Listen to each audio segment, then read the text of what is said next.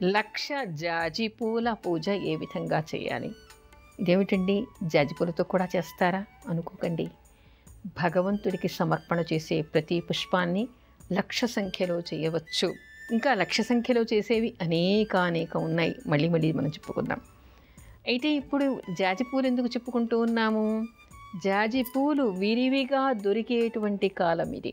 ఆషాఢమాసం నుంచి మనకి దాదాపు జూన్ నుంచి దసరాలు, దీపావళి వచ్చే వరకు కూడా ఈ పూలు సమృద్ధిగా మనకి మార్కెట్లో దొరుకుతాయి. ఇళ్లల్లో చెట్లున్న వాళ్ళకి కూడా రోజు 1000 పూలు దొరకడం 2-3 చెట్లు ఉంటే పెద్ద అసాధ్యమైనటువంటి పనేమీ కాదు. ఆ విధంగా జాజి పూలు అంటే మరికొన్ని కలిపి చేస్తామని కాదు. ఏ వెరైటీతో చేస్తున్నారో ఏ రకమైన పూలతో చేస్తున్నారో ఆ రకం పూలు మాత్రమే మీరు సంఖ్యతో లెక్క పెట్టుకోవాలి.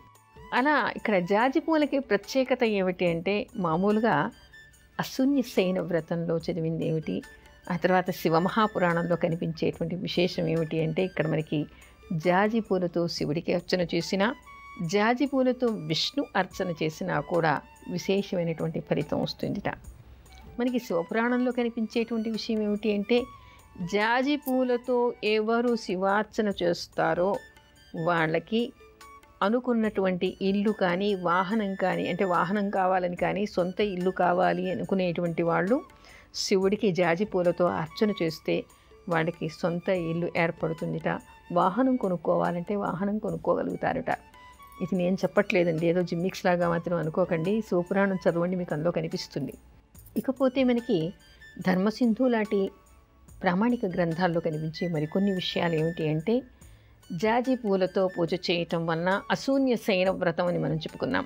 దంపతులు విడిపోకుండా ఉండాలి అని అంటే ఆషాఢ శుద్ధ విధి నుంచి మొదలుకొని 4 మాసాలు కూడా శయనంలాగా, అంటే పడుకోబెట్టినట్టు బుల్లి మంచం మీద లక్ష్మీనారాయణుల విగ్రహాన్ని పడుకోబెట్టి, ప్రతిమల్ని పడుకోబెట్టి నిత్యం తులసితోనూ జాజి పూలతోనూ అర్చన చెయ్యాలి అనేటువంటి విషయం. అయితే అక్కడ అర్చనలో లక్ష అనే నియమం ఏమీ లేదు. మీకు ఎన్ని దొరికితే దానితో చేయవచ్చు, కానీ లక్షార్చన చేస్తే ఇంకా విశేషం. అలా ఎవరైనా ఈ జాజి పూలను తెచ్చి, ఎలాగూ లక్ష సంఖ్యలో చేస్తారు కాబట్టి ఉదయాన్నే కూర్చొని రోజు సహస్రనామం, విష్ణు సహస్రనామం, లక్ష్మీ సహస్రనామం, లేదా విష్ణు సహస్రనామం, లక్ష్మీ అష్టోత్తరం, ఆ విధంగా నిత్యం కూడా జాజి పూలు వేస్తూ ఈ అర్చన చేయాలి. ఇందాక మనం ఏం చెప్పుకున్నాం? ఆషాఢ శుద్ధ ఏకాదశి రోజు కానీ, పౌర్ణిమ రోజు కానీ ఈ వ్రతాన్ని మొదలుపెట్టి ఒకవేళ మీకు ఆషాఢ మాసంలో ఇంకో విషయం, ఇప్పుడు ఇందాక మనం తులసి గురించి చెప్పుకున్నాం, అదేవిధంగా మనం ఇప్పుడు జాజి పూల గురించి చెప్పుకుంటూ ఉన్నాం. ఒకవేళ మీకు ఆషాఢ శుద్ధ ఏకాదశి కానీ, పౌర్ణిమకి కానీ వీలు కాకపోతే, శ్రావణ శుద్ధ ఏకాదశికి కానీ, శ్రావణ శుద్ధ పౌర్ణిమకి కానీ దీన్ని మొదలు పెట్టవచ్చు. అప్పుడు కూడా వీలు కాకపోతే, అంటే ఇప్పుడు సీజన్ కాబట్టి ఈ పూల గురించి, ఈ పత్రి గురించి ప్రత్యేకంగా మనం చెప్పుకుంటూ ఉన్నాం.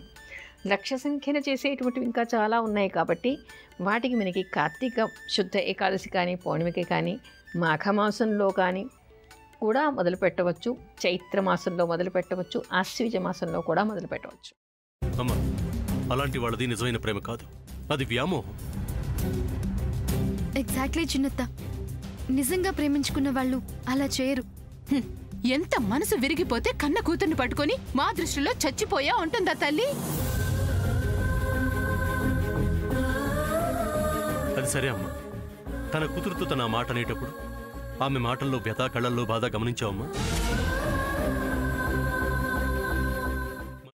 పెద్దబాబుకు బర్త్డే విషెస్ చెప్పు కూడా వెళ్ళాం కదా.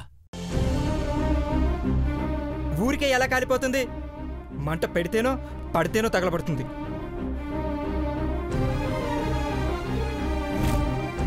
కరెక్ట్ చిన్నబాబు, నీకొచ్చినట్టే నాకు డౌట్ వచ్చింది. పార్వతే షర్టును తగలబెట్టిందనుకుంటా.